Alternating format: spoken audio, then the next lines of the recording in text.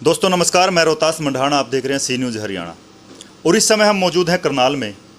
कुछ समय पहले एक ऑडियो वायरल हुई थी कोरोना वैक्सीन को लेकर। किसी ऑफिस से किसी ऑफिसर के पास कॉल की गई थी।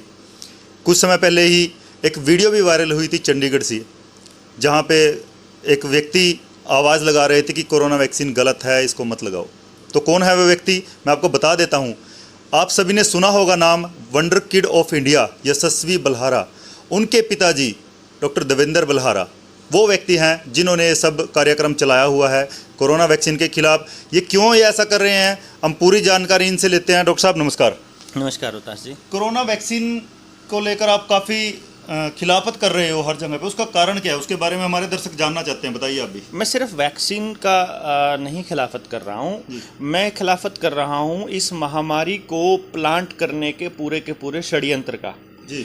सबसे पहली बात, हमारा देश एक लोकतांत्रिक देश है। जी हाँ। मान लीजिए मैं सवाल उठाता हूं सरकार की किसी गतिविधि के ऊपर, तो सरकार का डिसीजन ये होना चाहिए कि वो आकर के सामने आके प्रेस कॉन्फ्रेंस करके हमारे किसी हमारे आरोप का या हमारी किसी बात का वो जवाब दे और जनता को जस्टिफाई करे, उसको कंफ्यूजन में ना डाले। ऐसे थोड़ी है कि आपने आंख बंद करके एक जनधन योजना चला दी, लोगों के पैसे खाते में आ गए और उसके बाद उनके पैसे मिनिमम बैलेंस ना होने की वजह से कट गया, और जब पता लगा कि एक अकेले एसबीआई बैंक ने ही 10,000 करोड़ रुपया 6 महीने के अंदर कमा लिया, मिनिमम बैलेंस वाला 15-15 रुपए 20-20 रुपए चार्ज लगा के। फिर आपने नोटबंदी कर दी बिना पूछे ही, पब्लिक से बिना पूछे। पब्लिक को लठ लग रहे हैं, आप बोल नहीं रहे हो। यानी जब पब्लिक से रिलेटेड आप कोई डिसीजन दे रहे हो, उसके बाद उसका कुछ कॉन्सिक्वेंसेस आ रहे हैं, तो मेरा यह मानना है कि प्रधानमंत्री को और सरकार को यह जवाब देना चाहिए कि इससे जो हो रहा है और जो हम लोग जो आवाज उठा रहे हैं उसका जवाब क्या है। अगर उनके पास जवाब नहीं है तो जनता को यह समझ जाना चाहिए कि कुछ ना कुछ झोल है। जैसे कि मैं आपको एक चीज बताता हूं, कोई भी महामारी जब होती है, महामारी के लिए या तो आपके पास कोई पैमाना तो होगा महामारी का कि भाई इतने लोग मरने चाहिए, इतने लोग इन्फेक्शन होना चाहिए, इतने लोगों को इसका फैटेलिटी रेट क्या होना चाहिए, कितनी मोर्टेलिटी रेट क्या होना चाहिए, कि कितने लोग मरेंगे। मान लीजिए 100 लोगों को ये बीमारी है तो उसमें से कितने लोगों के मरने के बाद उनकी मृत्यु निश्चित है जल्दी टाइम से पहले। जैसे मैं आपको बताऊं, हर 5 मिनट में अपने देश में 2 मरीज टीबी के हैं जो मर रहे हैं, और टीबी का मोर्टेलिटी रेट करीब 35% है। तो दस्त लगने से हमारे देश में लगभग हर साल 10 लाख के करीब बच्चा मरता है। इलाज ना मिलने की वजह से 10 लाख के करीब बच्चा मरता है। तो लगभग 20 से 25 लाख बच्चा तो सिर्फ इसलिए भी मरता है, malnutrition की वजह से 8 लाख बच्चा हमारे देश में मर जाता है 5 साल की उम्र से पहले। तो जब हम इस बीमारी का शुरुआत में ही WHO ने डिक्लेयर कर दिया था कि इसका मोर्टेलिटी रेट जो है वो 1% से भी कम है, तो उसके बाद पता चला कि 0.27%, यानी कि 1000 में से कोई 3 लोग इससे मरने के चांसेस है, वो भी तब जब कोई खतरनाक, कोई उनको पहले से ही कोई ऐसी बीमारी हो जो टर्मिनल डिजीज हो जिसमें मौत संभव है जल्दी। तो अब ये समझ में आता है कि ये महामारी किस बेसिस पर डिक्लेयर कर रहे हैं। आप सोचिए, आप जब अपने बच्चे को पैदा करते हैं और जब उसकी परवरिश कर रहे होते हैं तो आप प्लान कर रहे होते हैं कि जब मैं ये बड़ा हो जाएगा 10वीं के बाद तो मैं इसे कहाँ डालूंगा, कॉलेज के अंदर, फिर इसका शादी हो जाएगी, हमारे 2 बच्चे हैं, तो जब हम घर बनाते हैं तो ये सोच के बनाते हैं कि 25 साल बाद जब इनकी शादी होगी तो इनके लिए अलग अलग हम कमरे बना देते हैं। यानी कोई भी आदमी जब प्लान करता है अगले 20-30 साल प्लान करता है। तो जो ये लोग हैं ये प्लान करने लगे। अब आप इसका सीधा सीधा कनेक्शन जो है इंदिरा गांधी के टाइम में लगाई हुई इमरजेंसी और नसबंदी से भी देख सकते हैं कि वहां उस वक्त भी नसबंदी की क्या जरूरत पड़ी थी, जब उससे कई गुना जनसंख्या होने के बाद भी हमारा देश सही से सर्वाइव कर रहा है। तो उस टाइम इंदिरा गांधी के ऊपर कौन सा दबाव था कि उसको नसबंदी वो जैसा खतरनाक और गंदा डिसीजन लेना पड़ा था। उससे पहले युद्ध की स्थिति आई थी। देखो, नसबंदी के डिसीजन से पहले यह साबित करा गया था कि देश के अंदर प्रधानमंत्री मजबूत है, जैसे यहां पे हो रहा है। दूसरी बात, महामारी की जो मैं बात कर रहा था, महामारी डिक्लेरेशन से पहले 2006 में और 2009 में WHO ने महामारी शब्द की डेफिनेशन को ही बदल दिया। जैसे मोदी साहब ने 2014 के बाद आने के बाद में एक डेफिनेशन बदली थी कि महंगाई सूचकांक में कौन सी चीज़ें होनी चाहिए। दालें महंगी हो जाएंगी तो दालों को महंगाई सूचकांक से निकाल दो, तो दाल का रेट बढ़ने से महंगाई सूचकांक पे कोई फर्क नहीं पड़ रहा। तो आंकड़ों में खेल बदल दो। अब आंकड़ों में खेल बदलने की 2006-9 में इन्होंने क्या किया, 2006 से पहले 9 से पहले एक कोई आंकड़ा होता था कि इतना तो इस महामारी का स्प्रेडिंग रेट होना चाहिए, इतना इसका मोर्टेलिटी रेट होना चाहिए, इससे ज्यादा लोग मरेंगे तो उसको महामारी घोषित करेंगे। लेकिन 2009 में जो फाइनल चेंज किया WHO ने, जो एडिटिंग करी उसके अंदर महामारी की डेफिनेशन में, वो ये किया कि केसेस किस हिसाब से बढ़ेंगे।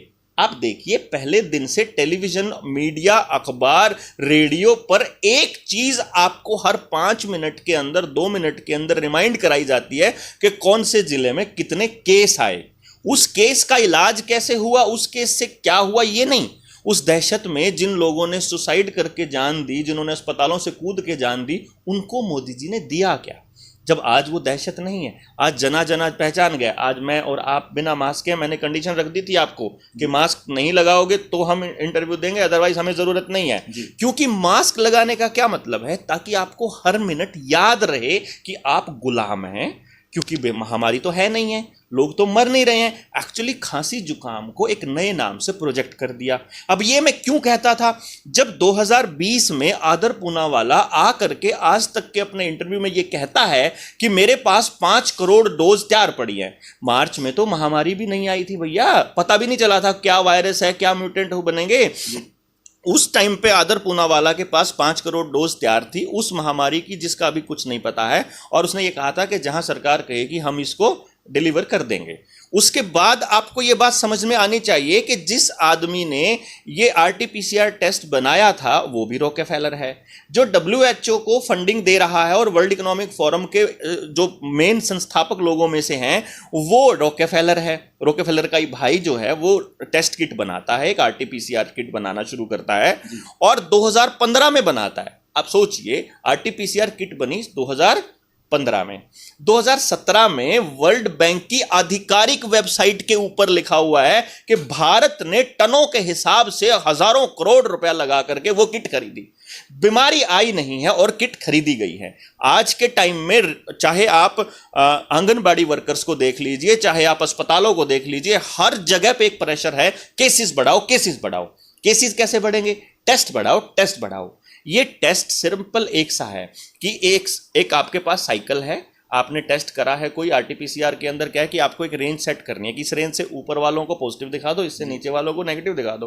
वो रेंज आपको सेट करनी है भाई। जैसे जब हम पढ़ते थे तो 33% में पास हो जाया करते थे, फिर कोई इंस्टीट्यूशन ये कह देगा भाई मेरे यहाँ टेस्ट देना है तो 50% कम से कम अचीव करना पड़ेगा। ये वो है कि वो बैरियर वो मालिक लगाता है जो टेस्ट कर रहा है। अब ये बात आम आदमी को नहीं पता कि RT-PCR किट अपने आप में एक बहुत बड़ा फ्रॉड है। अब क्यों बिल गेट्स को 1.3 बिलियन डॉलर्स खर्च करने पड़ते हैं हम जैसों की बातों को रोकने के लिए। आपके चैनल पे ये वीडियो चलेगी, जब ये वीडियो को पता चलेगा, क्योंकि व्हाट्सएप भी का मालिक भी वही है और फेसबुक का मालिक भी वही है, तो देखने वालों से मैं रिक्वेस्ट करूंगा सबसे पहले तो डाउनलोड कर लेना, बाकी बाद में काम करना, और फिर दोस्तों को व्हाट्सएप पे भेजते रहना, शेयर करते रहना। तो सबसे अब वही व्हाट्सएप का मालिक है, वही फेसबुक का मालिक जुकरबर्ग, उन्हीं के थ्रू माइक्रोसॉफ्ट का मालिक है बिल गेट्स। बिल गेट्स ने 1.3 बिलियन करोड़ रुपया मतलब लगाया है अभी अभी सोशल मीडिया पे हमारी खबरों को दिखाने वालों का, जो असलियत की पोल खोल रहे हैं। मैं अगर झूठ बोल रहा हूं आपके चैनल पर खट्टर साहब को, मोदी साहब को, IG साहब को, DGP साहब को ये चैलेंज कर रहा हूं, मेरी एक भी बात अगर झूठी है तो इस मुद्दे पर मेरे ऊपर FIR कर दो, मैं जेल जाने को तैयार हूं। लेकिन अगर मेरी बात झूठी नहीं है तो भैया मेरी वीडियो को डिलीट क्यों करते हो? मेरे बात मैंने पब्लिक के सामने रखी है, पब्लिक को डिसाइड करने दो कि मैं झूठ बोल रहा हूं कि सच बोल रहा हूं। आप अपनी IT सेल को लगा दीजिए मुझे कमीना और कुत्ता साबित करने में, कांग्रेसी साबित करने, वामपंथी, देशद्रोही, जो तुम्हें लगे वो करने में, जो घोटालेबाज साबित करने में। लेकिन आप वीडियो को क्यों डिलीट कर रहे हो? आप उस आदमी के ऊपर बोलने पर रिस्ट्रिक्शन क्यों कर रहे हो? आपने चैनल खरीद लिए। अब देखिए, वर्ल्ड इकोनॉमिक फोरम का कोई भी आदमी, आम आदमी वर्ल्ड इकोनॉमिक फोरम को सर्च करो, आपको वहां एम्स का डायरेक्टर भी मिलेगा, आपको उसी का अंदर ICMR का डायरेक्टर भी मिलेगा, उसी के अंदर आपको टाटा भी मिलेगा, रतन टाटा भी, बिरला भी मिलेगा, आपको नारायण मूर्ति भी मिलेगा, उसी के अंदर नंदन नीलकेणी भी मिलेगा, अंबानी अडानी तो है ही है। उसके बाद पूरी दुनिया के जितने बड़े उद्योगपति और कॉरपोरेट घराने हैं वो सारे उसके अंदर हैं। नरेंद्र मोदी उसका मेंबर है, राहुल गांधी उसका मेंबर है। अब तो शायद अरविंद केजरीवाल को भी मैनेज कर लिया गया है। जिस तरीके से वो टीके लगवाने के लिए जोर लगा रहा है, मुझे पूरा यकीन है कि क्यों क्यों क्यों चौटाला साहब नहीं बोलते हैं, क्यों भूपेंद्र सिंह हुड्डा नहीं बोलता है, क्यों खट्टर नहीं बोलता है, क्यों वो नहीं बोलते हैं। ऐसा कैसे हो सकता है कि एक चीज के ऊपर आप सवाल ही नहीं उठाओगे? मतलब कमाल की बात यह है कि धुर विरोधी दिखने वाले लोग एक सुर में बात कर रहे हैं, या तो डरा दिए गए हैं या मैनेज कर दिए गए हैं, और हम लोगों की जिंदगी के मतलब उस एवज में हम लोगों की जिंदगी को स्टेक पे रख करके। मैं तो अपने बच्चे को ऐसे गुलाम भारत में नहीं पनपने देना चाहता। मैं तो चाहता हूं कि वो वैसे ही खुशहाल जिंदगी जिए जैसे हम बचपन जिया करते थे। ऐसा कैसे हो सकता है कि वो, जब पूरी दुनिया में ये डिक्लेयर हो चुका है, मिनिस्ट्री ऑफ हेल्थ कहती है, मिनिस्ट्री ऑफ डिफेंस कहती है, मिनिस्ट्री भारत सरकार कहती है कि स्वस्थ आदमी को मास्क नहीं लगाना चाहिए। स्वस्थ आदमी को मास्क लगाने से उल्टा नुकसान होता है, ऑक्सीजन सैचुरेशन कम होती है, आप बैक्टीरिया पैदा होता है, उसमें नमी आती है, आप अपना ही मतलब जो आपने बाहर फेंका था वो वापस ले रहे हो। तो मैं कैसे लगने दूं? मतलब तो वैक्सीनेशन को लेकर अगर हम बात करें तो लगातार वैक्सीनेशन ज़्यादा से ज़्यादा डेली की जा रही है, लेकिन जैसा आपका मानना है कि कोई लिखित में कोई ऑर्डर नहीं है, उसके बारे में कुछ बात बताएंगे। और इसके अंदर जो इंग्रेडिएंट्स है, साल्ट है, इसके वो क्या हैं? देखिए, सरकार ने ये कहा है कि वैक्सीनेशन जो है वो मैंडेटरी नहीं है, वो आपकी मर्जी पर है, आपकी इच्छा पर है, आप लगाना चाहते हैं कि नहीं लगाना चाहते हैं। लेकिन हर जगह प्रचार ये हो रहा है कि जरूरी है। हमारी लड़ाई क्या है? हमारी यही लड़ाई है कि आप वैक्सीनेटेड आदमी को और नॉन वैक्सीनेटेड आदमी को डिफरेंशिएट नहीं कर सकते। एक साधारण से खांसी जुकाम को अगर आप, अब जैसे इसके अंदर सवाल आ जाता है बीच में, मैं जानबूझ के दूसरा सवाल बात कर रहा हूं कि विदेशों में भी लोग मरे और भारत में भी लोग मरे। उस टाइम पे सिर्फ दो तरह के लोग मरे, या तो जिनको आईसीएमआर के प्रोटोकॉल के थ्रू वो कुनीन दी गई थी, जिनको स्टीरॉयड दिए गए थे, जिनको रेमडेसिविर दिया गया था, वो लोग मरे, उनके लंग्स खराब हुए, रात को दी सुबह तक आदमी खत्म। वही लोग थे जो किसी बड़े अस्पताल में गए या जो डॉक्टर की जानकारी नहीं थी, तो डॉक्टर ने वो प्रोटोकॉल फॉलो किया जो ऊपर से आईसीएमआर ने दिया हुआ था। जब लाशों के ढेर लगने लगे, अगले ही दिन प्रोटोकॉल वापस ले लिया गया, ये कहते हुए कि इस इलाज से कोई कोरोना का इलाज होता है, ऐसा कोई तथ्य नहीं मिला, इसलिए हम इस इलाज को वापस लेते हैं। और फिर झोला छाप डॉक्टरों के पास जो गया वो बच गया, जो गाँव के अंदर आरएमपीज थे उनके पास जो गया वो बच गया, जानकार डॉक्टर के पास जो गया वो बच गया। तो उस वक्त ये दूसरी बात, जो वीडियोस पहले आती होती थी चाइना से या से लोगों की लाशें, पता लगा बाद में वो तो मूवीज के सीन थे, जो टेलीविजन वालों ने ऊपर फाइल लिखा हुआ था।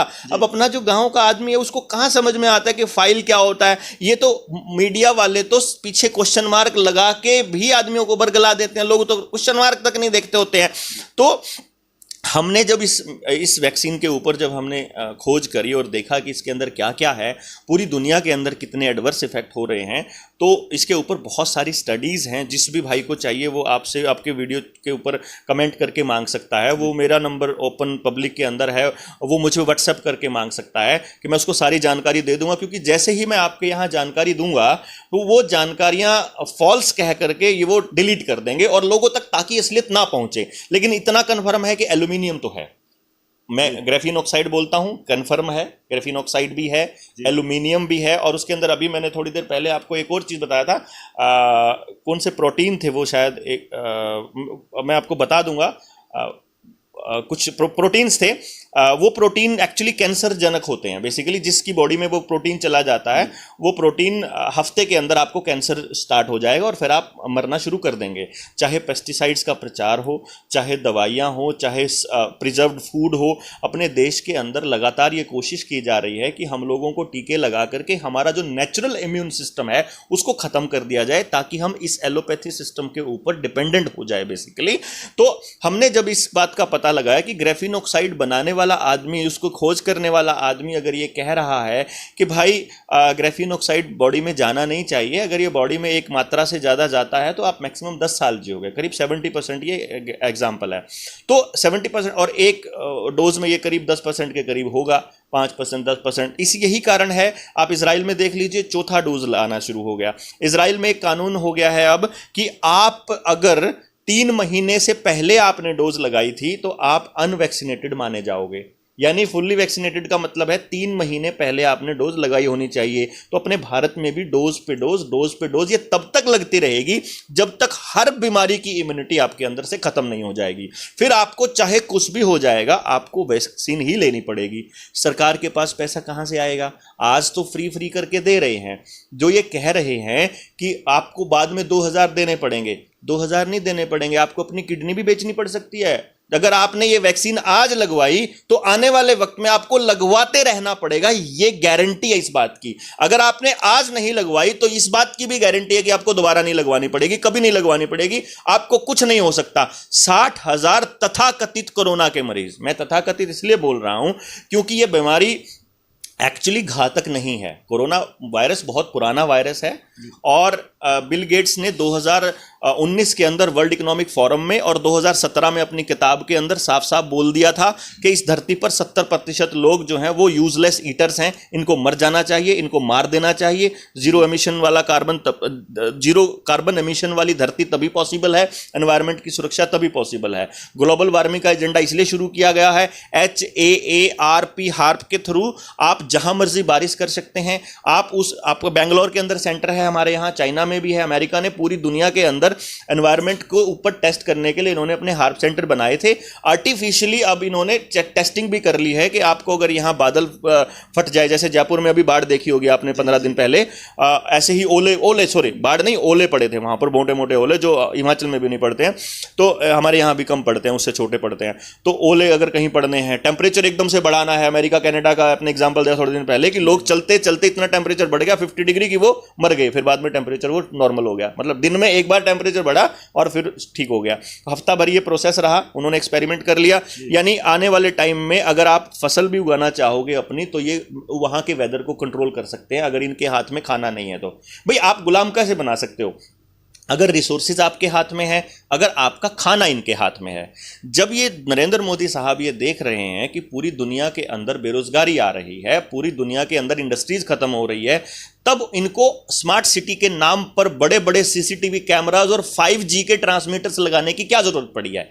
क्योंकि आपने जो बॉडी के अंदर इस वैक्सीन के थ्रू डाला है उसको 5G जो मिलिट्री टेक्नोलॉजी है उसके थ्रू भी कनेक्ट किया जा सकता है। उसके अंदर ऐसे नैनो पार्टिकल्स हैं कि आप चल रहे हैं और 5G के टावर के नज़दीक हैं तो आपको ऐसे चुटकी बजा के बटन दबाया के आपको रोबोट की तरह डाला जा सकता है, जैसे बैटरी डाउन हो गई इस बंदे की। क्योंकि जब मैं सवाल उठा रहा हूं कि महामारी तब होती है जब लोग सड़कों पर चलते हुए मरते हुए नजर आए, तो आने वाले वक्त में आपको वो सीन नजर आएगा। आई गारंटी वाराणसी के अंदर लगने शुरू हो गए हैं। जहां जहां भी स्मार्ट सिटी के नाम पर यह घोटाला हो रहा है वहीं पर यह खेल हो रहा है, क्योंकि लोग इतने बुज़दिल, उन्होंने बुज़दिल तो हैं ही। पिछले 7 सालों में उन लोगों ने लोया का एग्जाम्पल दे दिया, रोहित वेमुला का एग्जाम्पल दे दिया, गौरी लंकेश का एग्जाम्पल दे दिया, नौकरियां छोड़ने का एग्जाम्पल दे दिया, नौकरियों से निकालने का एग्जाम्पल दे। तो लोग डरे हुए हैं, बोल नहीं पा रहे हैं। फिर उनको कांग्रेसी कह देते हैं अगर आप सरकार से सवाल पूछते हो तो इन्होंने एग्जाम्पल सेट कर दिए कि आप बोल नहीं सकते। अब नौकरियां भी जा रही हैं, महंगाई भी बढ़ रही है, आप महंगाई पर भी नहीं बोलेंगे, और साथ में आपके काम की इंफॉर्मेशन ना पहुंचे इसलिए सारे मीडिया को भी खरीद लिया है। फिर सोशल मीडिया पर आप जैसे लोग ना दिखाएं, आप देख लीजिएगा आपके चैनल पे स्ट्राइक आ जाएगी, आपको वार्निंग्स आ जाएंगी, आपके पास सरकार का दबाव आ जाएगा और कह देंगे कि तुम ये सब क्यों दिखा रहे हो।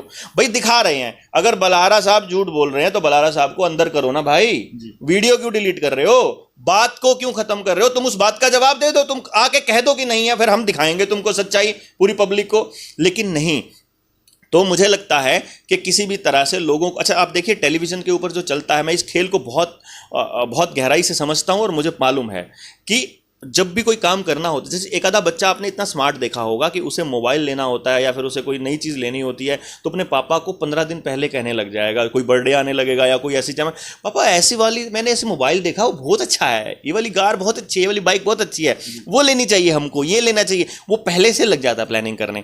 अब आप देखिए 1987 में, मैंने अपनी पिछली वीडियो में थोड़ा सा ये डेट गलत बोल दी थी, 85 बोल दिया था। 1987 में रामायण आती है, महाभारत आती है, उसके बाद श्री कृष्णा आता है और 90 तक ये चलते हैं। और 90 के अंदर लाल कृष्ण आडवाणी अपना रथ लेकर निकल लेता है, बाबरी मस्जिद गिराता है, राम राम के नाम पर, जब पहले कहीं हम बोलते थे ले राम का नाम, राम राम भाई, उसको उन्होंने कन्वर्ट करने की कोशिश की जय श्री राम में। और जय श्री राम का नारा उस वक्त, मैं बचपन में मुझे याद है, जय श्री राम के नाम पर हम तीर चलाया करते थे, तलवार चलाया करते थे। यानी कि बाबरी मस्जिद का मामला मुद्दा बनाने के लिए उन लोगों ने उससे पहले 4 साल पहले षड्यंत्र रच लिया था। 1992 में बाबरी मस्जिद वाला कांड हुआ था।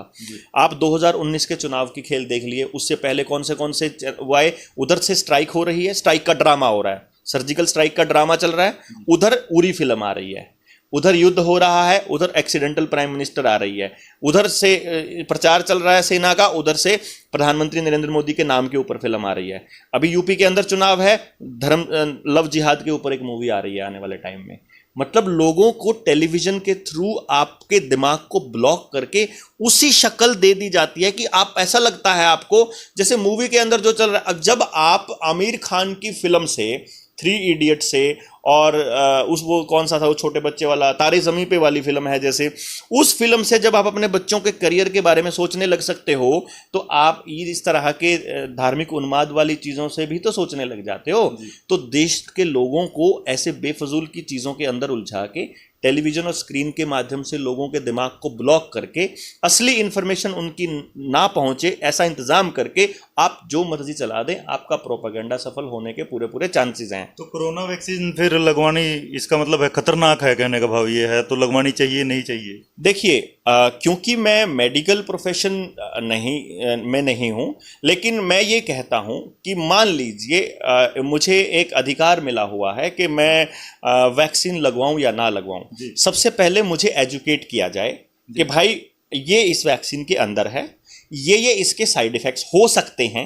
अभी तक इसका ट्रायल पूरा नहीं हुआ है, वैक्सीन को बनने में 10 साल लगते हैं कम से कम, और अभी इस वैक्सीन को बनने में अभी एक मतलब अभी तो 19 में 20 में तो बननी शुरू हुई है ये, तो इसके क्लिनिकल ट्रायल अभी पूरे नहीं हुए हैं।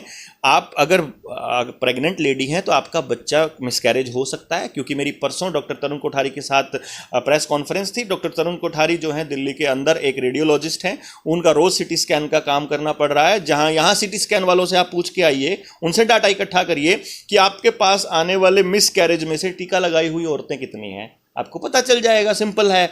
आप रैशेज आ रहे हैं, बॉडी के ऊपर खुजली आ रही है, कोड जैसा शरीर हो गया है, पैरालिसिस हो गया है, आपका सिर में दर्द रहता है, आपकी आंखें सूज गई है, आपकी आंखों की रोशनी चली गई है, एकदम अचानक मौत हो गई है, आपको हार्ट अटैक आ गया है, ब्रेन हेमरेज हो गया है, आपको कुछ हो गया है, तो उस पैरालिसिस हो गया है, उसकी जिम्मेदारी किसकी होगी?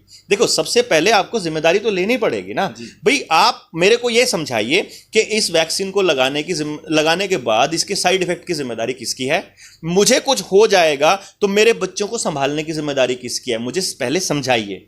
अगर आप ये कह दोगे कि इसके लगाने की जिम्मेदार ना सरकार है, ना वो लगाने वाला डॉक्टर नर्स चपड़ासी है, ना वो कोई आदमी जो कंपनी वाला है जिसने बनाई है, ना ही बिल गेट्स है, वर्ल्ड इकोनॉमिक फोरम वाला है, इसके अंदर कोई जिम्मेदार नहीं है, आप खुद जिम्मेदार हो, क्योंकि ये भी ट्रायल पर है। तो आपने अपना शरीर दिया है कि मेरे शरीर पे एक्सपेरिमेंट कर लो। बेसिकली क्या हो रहा है, जेनेटिकली मॉडिफाई करने के लिए mRNA बेस्ड फैक्ट्रीज बन रही है। बिल गेट का भी आपने 15 दिन पहले इंटरव्यू पढ़ा भी होगा, नहीं पढ़ा होगा तो मैं आपको लगा दूंगा, मैं आपके कमेंट बॉक्स में भी डाल दूंगा कि mRNA बेस्ड फैक्ट्रीज आ रही हैं, आपकी बॉडी को जेनेटिकली चेंज किया जा रहा है। जब वो खरबूजा, तरबूज, पपीता, नींबू बिना बीज का बना सकते हैं, तो वो इंसान को भी बिना बीज का बना सकते हैं। इंसान बिना बीज के होंगे तो जितने जो बीज उनको चाहिए वही इंसान आगे बढ़ेंगे, बाकियों के सब खत्म। अब लावारिस संपत्ति को सरकार हथिया लेगी, ये बिल पहले से पास कर चुके हैं हमारे खट्टर साहब भी, सेंटर में भी आ जाएगा कि लावारिस संपत्ति क्या है, पूरे परिवार की फैमिली आईडी ऑलरेडी कनेक्टेड है आपस में। तो यह मालूम है कि अगर मान लीजिए मुझे अगर भाई मेरे को ये मालूम है कि रोहतास को अगर रगड़ना है तो रोहतास के पीछे वाले लोग शोर मचाएंगे, तो मैं रोहतास के तीनों लोगों को क्यों ना लुटका दूं? क्योंकि आपकी आईडी ऑलरेडी बन चुकी है, आपके वैक्सीन के सर्टिफिकेट के ऊपर एक कोड बन चुका है, बार कोड, जो आपकी पहचान है, गुलामी की पहचान। वो पटका गले में टांग के रखना पड़ेगा। जो ये कैमरेज लगे हुए हैं, ये चौराहों के ऊपर कैमरे लगेंगे, ये उस पटके को स्कैन करेंगे। अगर आप उसने वो नहीं पहना हुआ तो आपको रगड़ा जाएगा, और आपने अगर पहना हुआ तो आपकी बिजली भी इसके ऊपर बेस्ड होगी। आपको हर 3 महीने में बूस्टर्स लेने पड़ेंगे। आपका गैस प्रीपेड होने वाला है, घरों के बाहर पाइपें लग चुकी हैं, आपका हर चीज इसके साथ कनेक्टेड होने वाली है। आपका जिंदगी स्टेट सेंसर्ड होने वाली है, आपकी सिक्योरिटी, आपकी डिग्निटी, आपकी आजादी, आपका कुछ भी आपका नहीं होगा, आपकी प्रॉपर्टी आपकी नहीं होगी, आपका सोना आपका नहीं होगा, आपकी जिंदगी आपकी, क्योंकि आप एक जेनेटिकली मॉडिफाइड इंसान होंगे। और अगर आपने ये वैक्सीन नहीं ली तो अभी अभी मैंने आपको खबर पढ़ाई थी, और जिसको चाहिए भाई मेरे से व्हाट्सएप करके मांग लीजिए कि अगर आपने वैक्सीन नहीं लिया तो वो प्लांट बना रहे हैं, कि प्लांट बेस्ड एमआरएनए बना रहे हैं, कि आपको सलाद के थ्रू पहुंचा देंगे आपकी बॉडी के अंदर वो सामान जो आपको कंट्रोल करने के लिए काफी है, जो आपको लुढ़काने के लिए काफी है। तो अगर बात की जाए, आपकी बातों से लगता है कि पूरी तरह से ग्लोबल स्कैम सामने आता है। इट्स अ प्योर प्रोपागेंडा, और इस प्रोपागेंडा का जड़ में जिसको जाना है मुझसे सारी इंफॉर्मेशन ले ले। आपके इस वीडियो पे बोलते ही स्ट्राइक पड़नी शुरू हो जाएंगी, इसलिए बहुत सोफिस्टिकेटेड और सभ्य तरीके से मैं आपको बताता हूं। बिग फार्मा को कंट्रोल करता है रॉकेफेलर, जो पूरी दुनिया में डब्ल्यूएचओ को फंडिंग वही देता है, डब्ल्यूएचओ को भी निर्देश वही देता है, और वही आदमी रॉकेफेलर ही पेस्टिसाइड की कंपनियां बनाता है। ये ध्यान रखिए, हमारे यहाँ कैंसर के अस्पताल उन्हीं लोगों के हैं जिनकी पेस्टिसाइड की कंपनियां हैं, गले के कैंसर के अस्पताल उन्हीं के हैं जिनकी तंबाकू की फैक्ट्रियां हैं। ये ध्यान रखिएगा, वही तबका उसको कंट्रोल कर रहा है। और अभी इसके अंदर एक देश के अंदर बहुत बड़ा विरोध भी हुआ था कि वही लोग उन फैक्ट्रियों को कैसे चला रहे हैं, जो उन्हीं अस्पतालों को कैसे चला रहे हैं जो उन्हीं के जनक हैं। तो रॉकेफेलर बताता है डब्ल्यूएचओ को सिलेबस, और डब्ल्यूएचओ सिलेबस देता है हमारे बच्चों को जो एमबीबीएस की तैयारी करते हैं। हमारे यहाँ एमबीबीएस का स्टूडेंट वो है जिसने समाज से कोई लेना देना नहीं है, पढ़ रहा है। 8वीं क्लास में वो बड़े बड़े इंस्टीट्यूशंस की क्लास लेनी शुरू कर लेता है। वो बच्चा समाज के अंदर नहीं जाके समाज की प्रॉब्लम्स का उसको कुछ नहीं लेना देना, उसे अस्पताल बनाने हैं, उसे पैसे कमाने हैं। उनके माँ बाप को पता है कि 80 लाख में सीट मिलती है, 1 करोड़ में सीट मिलती है, तो वो पहले से डिसाइड करके बैठे हैं कि एक प्लॉट बेच देंगे और ये चला लेंगे। तो इसके अंदर क्या है कि आप ये जो गेम प्लान है इन लोगों का, वो रॉकेफेलर चला रहा है, बिग फार्मा का खेल। यानी कि डॉक्टर्स वही पढ़ रहे हैं जो डब्ल्यूएचओ से निर्देश आ रहा है। उसके बाद आ जाता है बैंकिंग सेक्टर का। मैं आपको ये भी बता रहा हूं, आज की खबर है, ये कल की खबर है सॉरी, कि डिजिटल करेंसी आ रही है, क्रिप्टो करेंसी आ रही है। यानी कि आप ये मान के चलिए कि जब मैंने 21 अगस्त 2016 को अपनी एक पोस्ट लिखी थी, 21 अगस्त को हमारे गवर्नर, 20 अगस्त को हमारे governor of reserve bank of India के गवर्नर बदले गए थे, पटेल साहब आए थे। जैसे ही पटेल साहब आए और मैंने उसकी हिस्ट्री देखी, वो हिस्ट्री का स्टूडेंट था, फिर मैंने देखा कि यार इसको तो इकोनॉमिक्स आती नहीं है। फिर मैंने देखा ये तो अंबानी के यहाँ नौकरी करके आया हुआ है रिलायंस में पहले। तो मैंने एक पोस्ट लिखी थी कि आने वाले वक्त में देश एक बहुत बड़ा घोटाला देखने वाला है, और ये घोटाला बैंकों के जरिए होगा, देख लेना। 21 अगस्त के 2.5 महीने बाद 8 नवंबर 2016 को हमने नोटबंदी देखी। अचानक से सारा सब कुछ सिस्टम ख़त्म हो गया, मिडिल क्लास को ख़त्म करने का। क्योंकि अगर ये खाने लायक अगर ये रहते हैं तो ये आवाज़ नहीं उठा पाएंगे। मान लीजिए अगर रहते तो आवाज़ उठाते रहेंगे। मान लीजिए मैं आज क्यों बोल पा रहा हूँ, क्योंकि सरकार के पास मेरे खिलाफ कोई कागज़ नहीं मिल रहा है, सरकार को मेरे खिलाफ कोई आरोप नहीं मिल रहा है। ऐसा भी आप मतलब ये आप बुरा मत मानिएगा, मेरे खिलाफ आने वाले वक्त में बहुत सारी सीडीज़ आ जाएं, बहुत सारे मेरे किसी 15 साल पुरानी कोई करतूत पड़ी हो किसी के मोबाइल में, वो निकल आए, इसमें आप अचरज मत मानिएगा। क्योंकि मुझे अगर डिफेम कर देते हैं तो मेरी बातें सारी की सारी खारिज हो जाएंगी और पब्लिक में मुझे रिजेक्ट करना आसान हो जाएगा। आज मैं खुल के इसलिए बोल पा रहा हूँ क्योंकि मैं इनसे बिका हुआ नहीं हूँ, मैं इनसे डरता नहीं हूँ, मुझे कोई दिक्कत नहीं है। मेरे ऊपर इनकम टैक्स की रेड नहीं डाल सकते, क्योंकि अपनी कमाई नहीं है तो हम कहाँ से क्या करेंगे। तो हमने क्या किया कि ये पूरे किसानों के बिल यही हैं, लैंड एक्विजिशन बिल यही हैं, आंदोलन करने के ऊपर जो क्षतिपूर्ति कानून यही हैं, लेबर कानून यही हैं। पहले से वो सारे कानून बना दिए गए हैं कि आपको कैसे रगड़ा जाए। मान लीजिए आज हम आंदोलन करके और ये कहते हैं कि हमें ये 5G के टावर नहीं चाहिए और इनको उड़ाओ यहाँ से, क्षतिपूर्ति कानून बैठा हुआ है, आपकी ज़मीन तक नीलाम करवा देगा कि आपने ये उड़ाए कैसे। मतलब पहले से वो कानून बना दिए कि आपके हाथ बांध दिए गए हैं। और ये मैं आपको बता रहा था इसकी बात रॉकेफेलर की। दूसरे नंबर पे आता है इसके अंदर बिल गेट्स, जो संभालता है सारा आईटी सेक्टर। ये आईटी सेक्टर में क्या आता है कि इंटरनेट से रिलेटेड जितना भी ऑपरेटिंग सिस्टम के ऊपर माइक्रोसॉफ्ट के ऊपर है वो सारा कुछ है। हमारा आधार, हमारी इनकम टैक्स, हमारा पैन, हमारे घर में कितने बच्चे हैं, कितना महीने का खर्चा होता है, कितना हमारी आईटी, सब कुछ एवरीथिंग इज विद माइक्रोसॉफ्ट पड़ा हुआ है। उसी का फ़ायदा उठा करके उन्होंने प्रशांत किशोर को भेजा था सोनिया गांधी को हटाने के लिए, कांग्रेस को डिफेम करने के लिए।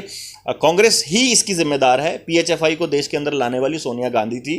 और आज के टाइम पे अरविंद केजरीवाल इनके साथ शामिल है, भूपेंद्र सिंह हुड्डा इनके साथ शामिल है, सारी पॉलिटिकल पार्टीज, मतलब अखिलेश यादव एक दिन बोला था कि मैं नहीं लगवाऊंगा टीका, अगले दिन बयान बदल गया था। ऐसा क्या था कि अगले दिन बयान बदल गया? मतलब पहले दिन उसको ज्ञान होता है या अज्ञान है, वो अगले दिन ज्ञान कहां से आया? यानी कि ये इट्स ए प्लान्ड स्ट्रैटेजी। तो ये इंटरनेट के थ्रू हो रहा है, हम कुछ भी डालते हैं आपकी आवाज़ को लोगों तक नहीं पहुंचने देंगे, हम कुछ भी कहेंगे हमारे को रगड़ दिया जाएगा, आईटी सेल बैठ के हमारे को डिफेम करने लग जाएगी, एंड दैट्स ऑल। तीसरे नंबर पे आता है जैकब रॉथस्चाइल्ड, जो पूरी दुनिया के बैंकिंग सेक्टर को संभालता है। हमारे देश को 100 अरब डॉलर जो दान दिए थे, जो लोन दिया था इस महामारी से पहले, जो कोरोना के नाम पर दिए थे, लॉकडाउन लगाने के लिए लोन दिया था हम लोगों को, वो कहाँ से आया था? जो एक एक आदमी के लिए एम्बुलेंस आती थी, सैनिटाइजर करने के लिए गाड़ी आती थी, उसका खर्चा कहाँ से आया था? जैकब रॉथस्चाइल्ड ने दिया था इस गेम के लिए। जो बीमारी ही नहीं, जो महामारी ही नहीं है, उसको महामारी साबित करने के लिए मीडिया को लाखों करोड़ रुपया बहाया गया है, पानी की तरह। आज भी बहाया जा रहा है, सुबह से लेकर शाम तक कितने केस। हालांकि आज हर आदमी को पता लग गया है कि ये एक फ्रॉड है, ये एक प्रोपेगेंडा है। सिर्फ लोगों को, अब जिन्होंने एक टीका लगवा लिया वो डरे हुए हैं कि यार अब हम क्या करें, जिन्होंने नहीं लगवाया वो कह रहे हैं कि यार पेपर नहीं देने देंगे, वो नहीं करने देंगे। तो जो अधिकारी रिटर्न में दे रहा है कि अनिवार्य है, उसी को हम लोग कोर्ट में घसीट रहे हैं। मेघालय हाई कोर्ट का यह फैसला आ चुका है कि ये हमारे मानवाधिकारों का उल्लंघन है और हम किसी को कोई सर्विस डिनाई नहीं करते इस बेसिस पर। अगर हमने बोलना शुरू कर दिया, अगर हम खड़े हो गए, तो ये बाकी सारी सर्विसेज भी ओपन हो जाएंगी। और ये जो न्यू वर्ल्ड ऑर्डर है, जिसकी घोषणा 2 बार प्रधानमंत्री कर चुके हैं, एक बार संसद में बोल चुके हैं कि न्यू वर्ल्ड ऑर्डर आएगा इस महामारी के बाद, एक बार ये बोल चुके हैं, यहाँ लाल किले से 15 अगस्त को भी बोला था। और न्यू वर्ल्ड ऑर्डर का खेल खेल रहा है रॉयल फैमिलीज, जिनका राज हुआ करता था 1947 के दौर से पहले। जिस वक्त ये कहा करते थे कि अंग्रेज़ों का सूरज नहीं डूबता, वही लोग दुनिया भर के रिसोर्सेज के ऊपर कब्जा करने के लिए फिर से निकले हैं। वही लोग हम लोगों को गुलाम बनाने के लिए फिर से निकले हैं।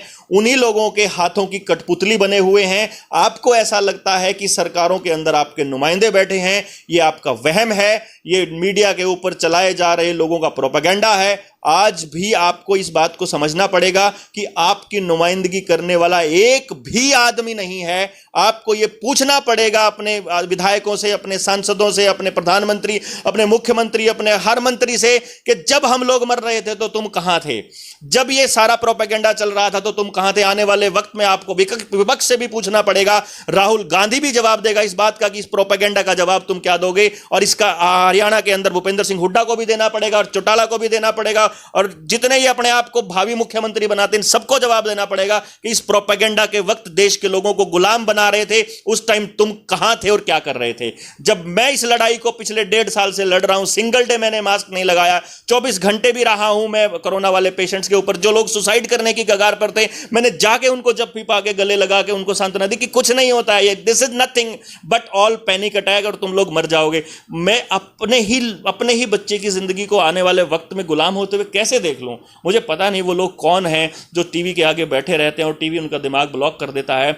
It's very much important, it's very much necessary कि आज आपको आने वाले टाइम में अपने घर का टेलीविजन परमानेंट बंद करना पड़ेगा। अगर अपने आसपास की सच्चाई देखनी है तो आपको उन लोगों के ऊपर भरोसा करना बंद करना पड़ेगा जो आपकी वीडियोस चलाने के पैसे मांगते हैं, जो अपना काम चलाते हैं, जो इन को नेता बनाने के लिए बैठे रहते हैं। तो आपको यह समझना पड़ेगा कि आपकी खबर कौन दिखा रहा है। आप भी अगर सिर्फ नेताओं के इंटरव्यू लेते हैं तो मैं ये कहूंगा कि आप इनका चैनल भी मत देखिएगा। लेकिन अगर ये आदमी रोहतास आपके गांव की खबर दिखाता है, आपकी प्रॉब्लम्स को बताता है, अगर ये आपकी समस्याओं को उठाता है, तो आप इसके चैनल को ज्यादा से ज्यादा सब्सक्राइब करके लोगों को बोलिए कि इसको आगे बढ़ाए।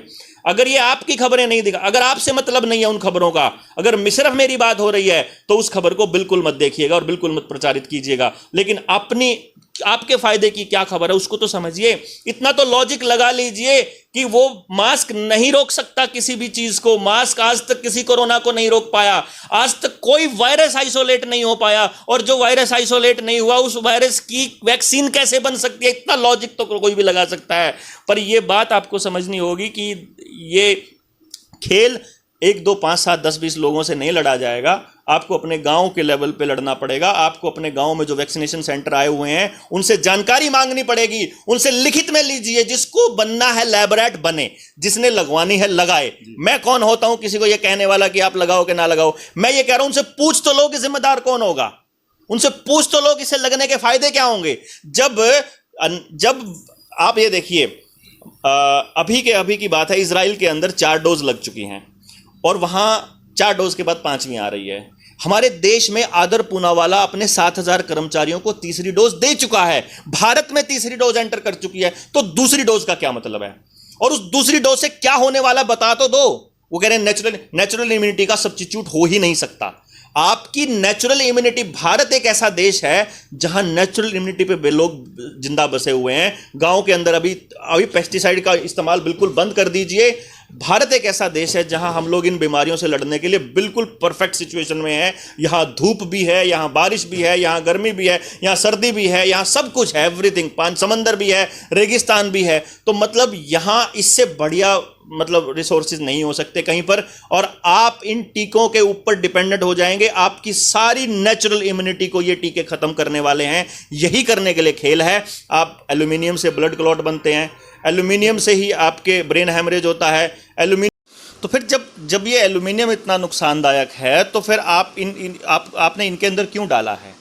फिर आपको ये सवाल पूछना पड़ेगा उन लोगों से कि भाई अगर इससे कुछ हो जाता है हमारे को, तो इसका रिस्पॉन्सिबिलिटी किसकी होगी? आप हमें कुछ तो लिख के देंगे ना। आप हमें लैब तो नहीं बना सकते ना। तो अगर जिसको लैब बनना है खुद ही, वो बने 100 बार बने, बस जिसे नहीं बनना है उसे कम से कम फ्री छोड़ दें। इसको मैंडेटरी करना, हम इसके खिलाफ हैं। हमें जानकारी देकर के टीके लगाओ, कोई दिक्कत नहीं। अब मैं प्रेस कॉन्फ्रेंस में मैं बताता, परसों जो प्रेस कॉन्फ्रेंस थी डॉक्टर तरुण कोठारी के साथ, वहाँ एक लेडी आई हुई थी प्रेस कॉन्फ्रेंस में। उसने अपनी व्यथा सुनाने के लिए जब उन्होंने माइक लिया, हम लोग सारे रो रहे थे वहाँ पर। उनका एक 48 साल का बेटा जो कभी बीमार नहीं हुआ पिछले 10 सालों में, वो टीका लगवा के आता है और एकदम से बीमार हो जाता है। वापस जाती है कंपनी के पास कि हम लोग उस डॉक्टर के पास जाती है, डॉक्टर कहता है हम तो नहीं कुछ कर सकते। और वो सीएमओ के पास जाते हो, कहते हैं हम तो कुछ नहीं कर सकते। वो जब डॉक्टर उसके पास जाता है, कंपनी के पास, कंपनी आज तक पिछले 4 महीने में उस बच्चे का एडवर्स इफेक्ट तक में नोट नहीं किया गया। आपके घर में डेथ हो गई, आप अपने बच्चे का, आप अपने लोगों का अपने अंतिम संस्कार कर देते हो, सरकार के खाते में वो लोग टीके से मृत्यु नहीं आती है। तो एडवर्स इफेक्ट अपने देश में काउंट ही नहीं हो रहे। आप वो आंकड़ा ही नहीं दे रहे कि इससे कितना को क्या हो रहा है, क्योंकि आंकड़े तो सारे गायब किए जा रहे हैं। 2019 से पहले जितने लोग मर रहे थे उतने ही आज मर रहे हैं। मतलब हमारे पास आंकड़ा है बकायदा, मेरे पास डेटा है जिसको चाहिए। 17 के कितने लोग मरे, 18 में कितने मरे, 19 में कितने, 20 में कितने, 21 में कितने, सारा आंकड़ा यूं का त्यों है। कोई नई डेथ नहीं हुई है। वो डेथ जो पहले चल रही थी वही डेथ्स अब हो रही हैं। लेकिन अब क्योंकि टीका लग चुका है, अब मरेंगे लोग। And I am damn sure कि ये टीके से मरेंगे। लेकिन आपको ना कोई जवाब देगा, आपको ना इसका मुआवजा मिलेगा। आपको ये कहा जाएगा कि टीका लगाने का मतलब ही ये था कि हमने अपना शरीर अपने आप दिया है। अब तो हमारे चैनल के माध्यम से दर्शकों को क्या कहना चाहेंगे कि क्या इसको लेकर करना चाहिए लोगों को? देखिए, ये लड़ाई सिर्फ और सिर्फ इस टीके की लड़ाई नहीं है। ये लड़ाई आपको ये याद दिलाने के लिए है कि सर्वाइवल की लड़ाइयाँ कभी भी रुकती नहीं हैं, वो आपको लड़ते रहना पड़ता है। इन्होंने बहुत शातिराना तरीके से पहले आपको पैसे के ऊपर डिपेंडेंट बनाया, फिर आपको कर्जा देते रहे, नोट छापते रहे, कर्जा देते रहे। ज़मीनों के ऊपर ऑलरेडी लगभग हर किसान के ऊपर कर्जा है। वो कर्जा उतारने की सिचुएशन में इनको आने ही नहीं दे रहे हैं। फिर इनके घरों के ऊपर भी कर्जा ले लिया। अब तो लाल डोरा तोड़ के उनकी भी रजिस्ट्री करके उनको भी कर्जा दे दिया। यानी आप अब कर्जदार हैं, लेकिन धंधे बंद हैं। तो अब आपके पास क्या रास्ते बचे हैं कि आपको अपनी अपनी ज़मीनें नीलाम करनी पड़ेंगी, आपको वो बेचना पड़ेगा। कुछ लोगों ने नशे के चलते बेच दी, कुछ लोगों ने अपने ऐशो आराम के चलते बेच दी। उस चक्कर में जो जेन्युइनली किसान नहीं पे कर पाया वो भी फंस गया और पूरा गांव ने उसका साथ देना बंद कर दिया। एक तो ये डिसाइड कर लीजिए कि गांव के अंदर किसी भी आदमी की आप ज़मीन ना बिकने दें।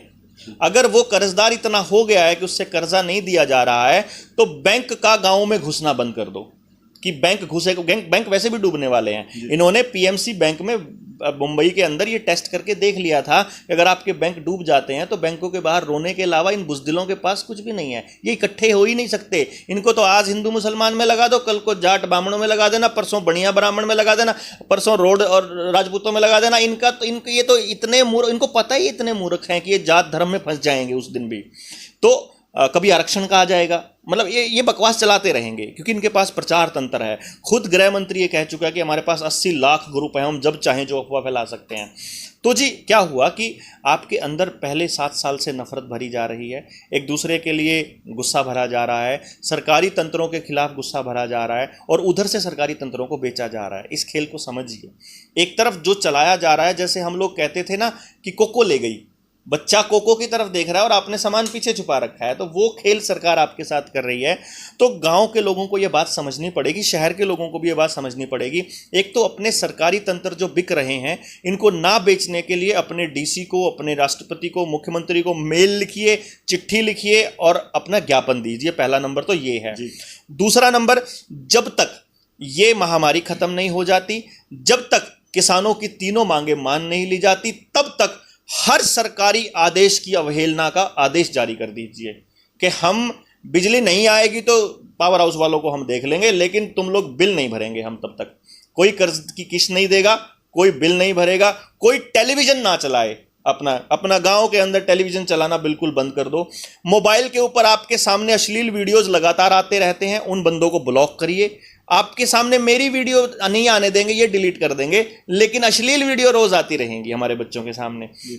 इस खेल को समझिए आप। उसके ऊपर अगर ये आज तक वाले न्यूज़ चैनल वाले अगर आपके पास इस मोबाइल के माध्यम से घुस रहे हैं तो ब्लॉक कर दीजिए इनको देखिए ही मत। सिर्फ उनको देखिए जो आपकी खबरें दिखा रहे हो, जो लोकल आदमी आपकी खबरें दिखा रहे हो। तीसरा नंबर, गांव में इतना संगठित कर लीजिए कि हम लोग लड़ लेंगे, अपनी लड़ाई को हम बाद में लड़ लेंगे। जैसे दो सगे भाई होते हैं, उनके बीच 100 तरह के झगड़े होते हैं, जब कोई तीसरा आ जाता है तो वो दोनों इकट्ठे होकर लड़ते हैं। आप अपनी लड़ाई फिर लड़ेंगे भाई, क्या दिक्कत है। तो गांव अपना इकट्ठा हो जाइए, A to Z। 3-4 in political पार्टियों के गुर्गे और गुंडे और दलाल होते हैं, इनको निकालिए बाहर। ये अगर चुपचाप गांव की उसमें शामिल, इनको आगे मत बढ़ाने दीजिए, क्योंकि ये आज आपके साथ नहीं खड़े हैं। वो जो लोग बोला फलाने दिवस की शुभकामनाओं के बोर्ड लगे होते, तो जिस वक्त ये कोरोना आया तब वो कहाँ गायब थे, उनसे पूछो तो सही कि तुम क्या कर रहे थे उस वक्त। तो उन लोगों को आगे मत आने दीजिए। अपने बीच के ईमानदार आदमियों को अपने बीच से आगे लेकर के आइए। किसी भी पॉलिटिकल पार्टी को मत चुनिए, कोई भी पॉलिटिकल पार्टी आपकी नहीं है, आपने अब देख लिया है। अपने बीच से अच्छे आदमियों को चुनने का प्रण लीजिए, सिंपल ये एक प्रण लीजिए। और सरकार को ये बता दीजिए कि असहयोग आंदोलन की बहुत बड़ी जरूरत है आज के दौर में। टीवी के ऊपर बिल्कुल जाम लगाने की जरूरत है। किसान जब तक जीत कर घर नहीं आते, ये बात समझिएगा। अगर किसान वापस आ जाते हैं जीत करके और तीनों बिल और ये लेकर के, आपके ऊपर लगाया हुआ हर प्रतिबंध वापस हो जाएगा। ध्यान रखिएगा, अपना देश जितना बेचा है वो सारा वापस हो जाएगा अगर ये किसान जीतते हैं। तो आप किसी भी जाति से, किसी भी धर्म से संबंध रखते हो, आप कुछ भी करते हो, आपके बच्चों की लड़ाई लड़ रहे हैं ये किसान, इनका पुरजोर समर्थन कीजिए। अगर आपको ये डाउट है कि इन किसान बिलों के अंदर कुछ भी है, मैं एक वीडियो डाल दूंगा कि ये क्या है इन किसान बिलों के अंदर। आपसे जो जवाब बनता है आप वो दे दीजिएगा, फिर आप बेशक मत आइएगा। अदरवाइज ये मान लीजिए कि ये लोग आपकी लड़ाई लड़ रहे हैं, आपकी नौकरियां भी वापस ली जा सकती हैं। मैं ऑलरेडी इससे पहले ही, जब ये महामारी नहीं आई थी, मैं एक ऐसा एजुकेशन सिस्टम तैयार करने के लिए पहले ही काम कर रहा था जिसमें हर बच्चे को रोजगार संभव है, लेकिन वो काम करेंगे गांव के लोग आपस में मिल करके। तो आपको अगर इस महामारी से रिलेटेड जानकारी चाहिए तो अपने गांव में आके जागरूकता अभियान चलाइए। आप इसके ऊपर, किसी के ऊपर भी जाति हो रही है आपके आसपास, मान लीजिए स्कूल कॉलेज में कोई घुसने नहीं दे रहा है, पहुंच जाइए, जैसे ये किसान पहुंच जाते हैं। आपको कोई पेपर नहीं देने दे रहा है, पहुंच जाइए वहां इकट्ठे होकर के सारे। कल का मैं आपको एग्जांपल देता हूं, हाई कोर्ट के एग्जाम्स थे, सुबह 2 शिफ्ट में एग्जाम थे, सुबह थे और शाम को थे। सुबह उन लोग बच्चों को घुसने नहीं दिया जिनके पास RT-PCR रिपोर्ट भी थी, जिन्होंने दूसरा टीका भी लगवाया हुआ था। उन्होंने अपने मोबाइल में मैसेज दिखाया, लेकिन कहते नहीं रिपोर्ट नहीं है। रिपोर्ट कहां से डाउनलोड करें, तुमने जैमर लगा रखे हैं यहां पर। वो बच्चे, उन्होंने आंदोलन किया, मैं वहां पर था उनके बीच में, पूरा चंडीगढ़ की सांस फूल गई। 40 में अलग आंदोलन चल पड़ा, 37 में अलग चल पड़ा, 38 में अलग, 35 में अलग, सब जगह आंदोलन खड़ा हो गया। सारे नौजवान सड़कों के ऊपर आ गए। जैसे ही सारे नौजवान सड़कों पर आए, सेकंड शिफ्ट में किसी से रोल नंबर के अलावा कुछ भी नहीं पूछा। तो मतलब ये खेल आप समझिएगा, एकता में बल, ये सबसे मेन चीज है। यहाँ पे उन लोगों ने आंदोलन किया और उसके बाद जो सेकंड शिफ्ट थी उसमें किसी से कुछ नहीं पूछा गया। आपका बच्चा उस उम्र में बिलोंग करता हो ना करता हो, आपके बच्चे का पेपर हो या ना हो, आपका बच्चा स्कूल जाता हो या ना जाता हो, आपने इंजेक्शन लगवाना हो ना लगवाना हो, लगवाया हो या ना लगवाया हो, आपके मतलब की चीज हो या ना हो, लेकिन अपने पड़ोसी के ऊपर जाती होते हुए मत देखिए। पुलिस का डंडा नहीं चलेगा, कोई चालान नहीं भरेंगे, कोई 15,000 की बाइक के ऊपर 25,000 का चालान, और सड़कों की हालत देख लो, वाहियात आदमी है ये लोग। इतने गंदे लोगों को आप लोग चुपचाप सहन कर रहे हो। बिजली दिन में 24 घंटे में 4 बार कट मार चुकी है, और उसके बाद आप देख रहे हैं कि आप बिलों की हालत देख लीजिए क्या है। मैं अरविंद केजरीवाल को बड़ा अच्छा आदमी मानता था कि उन्होंने एजुकेशन पे काम किया, हेल्थ पे काम किया, उसने और चीज़ों पे काम किया, यूनिवर्सिटी बना रहा है, लेकिन इस मुद्दे पर उसको भी सांप सूंघ जाता है। भाई वो पंजाब में रैली बिना मास्क के खुद करके आ रहा है, यूपी के अंदर संजय सिंह हजारों हजार की रैली कर रहा है लगातार, मनीष सिसोदिया जाकर के वहां पे अयोध्या के अंदर वो यात्रा करके आया है, आशीर्वाद यात्रा करके आया है। मतलब लोग इतने बेवकूफ है कि दिल्ली में फिर भी मास्क ओढ़ के, मैं जब उस दिन गया मैं अकेला आदमी था जिसने मास्क नहीं लगाया हुआ था। पूरी दिल्ली पागलों की तरह, बेवकूफों की तरह मास्क लगा रही है, और वो आदमी नेता अपना ऐश कर रहे हैं। ये आपको समझना पड़ेगा। खुद पानी के टीके लगवा के, खुद अपना प्रोपेगेंडा रचा के आपको जहर पिला रहे हैं, ये समझना पड़ेगा आपको। और ये टीके की अनिवार्यता के ऊपर सवाल खड़ा करिए कि हम कुछ भी अनिवार्य नहीं होने देंगे।